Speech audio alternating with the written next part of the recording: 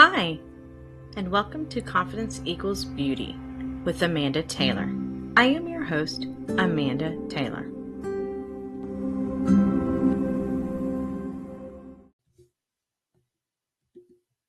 Hi, and welcome to podcast number 5. I am so thankful for you to be here with me today, and thank you for just taking the time out of your day and just spending it with me. Today we're going to talk about more on fear of failure. So this one's going to be fear of failure part 2. And if you missed the previous fear of failure part 1, I encourage you to go back and listen to podcast number 4. So when I think about being motivated and I think about getting things done and feeling good about myself, and I just kind of thought about Nike. And I was looking at kind of like my shoes and some of my athletic gear, and the slogan is just do it. And I think it's actually really kind of cool. So the campaign Nike launched in 1988 was just do it. And this was exactly what Nike needed to do to increase their sales and revenue. I think Nike has done an amazing job of contracting with professional athletes, and their advertisement and the way they promote their company has been just really amazing to watch, basically since I was a child all the way to now. And then I also kind of think, what would have happened if Nike had talked themselves out of this campaign? I wonder if they didn't focus on promoting getting things done and being like the best you can be. And I wonder what would happen if we would even as a worldwide recognize that company and that symbol that we do today. Just do it. When you look at that campaign, it really does give like a sense of motivation. I mean, I want to go run. I want to, put on my workout gear and go work out when I see it. It seems so simple. Just do it. But in reality, how many times do we actually talk ourselves out of doing the things we really want to do because we fear we will fail? We live in a time where we feel we are pushed to be successful in everything we do. This also leads to a lot of comparison for having to live up to this idea of perfect. And I'm really not sure when it happened, how it happened. I honestly, I don't know if this was something generations before me faced. I don't know if it was because now we are so bombarded with advertisements and social media, and it's really at our fingertips when we're on our phone and stuff like that. But, I feel like we're in a time where we have to live up to this idea of perfect. And I think this is where perfectionism comes into place. And oftentimes this is when, you start to procrastinate or you self-sabotage yourself from doing the things you want to do because you fear the outcome is going to be failure. Fear is often an excuse of why you feel stuck and lost in life. I think back to conversations that I've had with my friends, over lunch. And we'll talk about big dreams and things we would like to do different. We're talking about, what we wanted to do growing up, and now we have the opportunity. We probably could start a new career, or we could, start a new hobby, or we could do stuff. But when we kind of boil down to it, and the question is like, why haven't you? The answer usually is because I'm afraid I'm going to fail. I'm afraid I'm not going to be good enough. I'm afraid it's going to be a crash and burn situation. And so this is why I think often we refuse to take action to do the things we really want, So today I just want to be simple in ways to go after what you want. I think we need to understand kind of failure. And I've mentioned this in failure or fear of failure part 1. But I want to talk a little bit more about it. I want us to kind of have an understanding of where the fear came from. And as we've learned before, and I talked about it could happen in your childhood, I really think your past has a big influence in what you believe about yourself. I think these experiences go deep down into your core and the values of how you see yourself. Most of us experience many things and circumstances in our childhood that shaped our understanding and beliefs. For an example, you may have been told you're not good enough. Or it didn't matter how hard you tried, it seemed like you could never win the approval of the person that you really were seeking approval from. I know sometimes it looked like a parent or a family member or a friend. You know, it could have been the one time you went out to bat and it's the last minute of the game and you strike out. And so you forever kind of told yourself, no matter what you do, you're going to be a failure if people look to you. You may have been raised in a family that established very clear rules of what failure was. You may have been taught in school that failure was not an option. You weren't really taught how to be successful. You just said, don't fail. Don't make that F. So remember, you were a child during this time. And this is when your mind is forming, analyzing, creating the story you understand of things as you do now as an adult.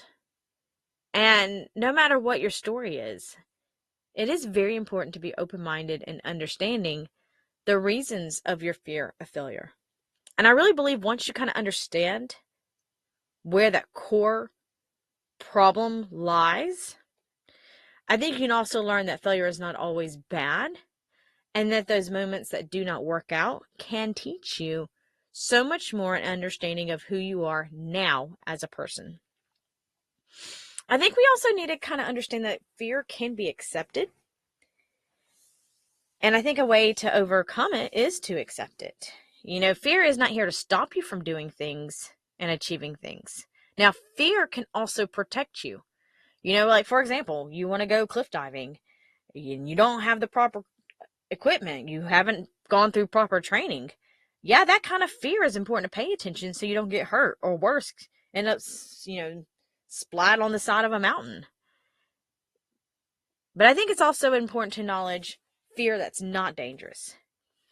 Maybe the fear is you want to, let's say, I don't know, join a local community theater group. But you fear you may not have the experience you need, or it's been years since you've had any kind of theater experience. Let's say you do want to start that new business or go into business for yourself. That can be a very scary thing, and because you fear it's not going to work, you just don't do it. I think this is really when it's important when you're facing this kind of fear, is you can tell your fear, thank you for your concern. However, this time, I'm getting out of my comfort zone. Go back to the acting theater. I can get back into acting and building up my skills. Let's say, you want to grow your business, but the fear, like I said, it's stopping you. You can also tell yourself you may need the extra training or seek advice from someone who is more experienced. But tell yourself you can grow your own business. I think you can even thank your fear, but also keep moving forward to the goal you want to achieve it. I think it's important to understand the difference in fear protecting you, stopping you from your goal, or reminding yourself every time you sense fear that if you mess up or fail and you recognize you are going to be safe and you can start again, I think that's a really cool thing to be. Acceptance of fear is part of process. It can help you gain so much more knowledge in yourself and help motivate you to keep going. I think something, not everybody's the big leap of faith kind of person. There are amazing people out there that can just do it. Leap out into the unknown and get things done. For me, that's not always how I've been. And I think when you accept your fear, I think it's okay to also train yourself in overcoming it to take small steps. So you may not be comfortable with the leap of faith approach, and that's completely acceptable. And you can take small steps forward. This can look like learning and inquiring a little bit at a time until you get more momentum, you feel more comfortable, and you're learning learn what you need to learn in the process. So let me be very clear about baby steps. You're not playing it safe. You're also not staying in your comfort zone. You are making slow progress and allowing your mind to recognize that progress is happening and that you will be all right. You may feel the fear creeping in during this process, and that's okay. Just keep moving forward. I encourage you to document every step along the way. So when you look back, you can see the progress you've made. I think it's important to know where you started, the steps you took, and also recognize how far you've come. Another thing you can do is list out your fears. I love exercises where you have like column A and column B. So write out your fear in column A. And then on column B, I want you to write the opposite of the fear. So let's say in column A, I am scared to ask my boss for the promotion. In column B, you can write, I will not know the answer until I ask. Or, I'm going to ask my boss and it may turn out really well. You can also say, if you write, I will never lose weight in column A, then go to column B. I can do this even if it's hard. This way you can visually see that fear. And then you can see how you can achieve that goal. And so a bonus step, which is opposite of the baby steps, is go take that leap of faith and go all in. I only say this for my more advanced risk-taking people. And most of them have already worked through fear of failure, but I want, just to try. If you can, take that leap out of faith. Remember, only do this if you know you are trying to work on is safe for you. I don't want you taking a leap of faith out in the unknown and falling and hurting yourself, But facing your fears takes courage. These steps, they do get easier as you keep working on them. I think discovering who you are will help you understand yourself more to achieve the goals you want to achieve. And I really hope these tips help you be the best version of you. And remember, confidence equals beauty.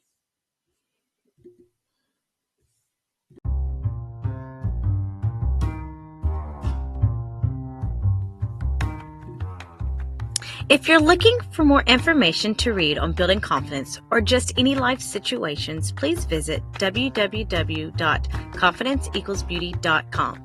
If you have any questions on any topic you want me to cover, please email me at amandarobinsontaylor@gmail.com. If you would please help me get this podcast to more people who could use the community and support, please like, follow, subscribe, and share this podcast. Also, please rate this podcast, preferably a good rating, so this podcast can reach more and more people. I want to thank you for spending your time with me, and remember, confidence equals beauty.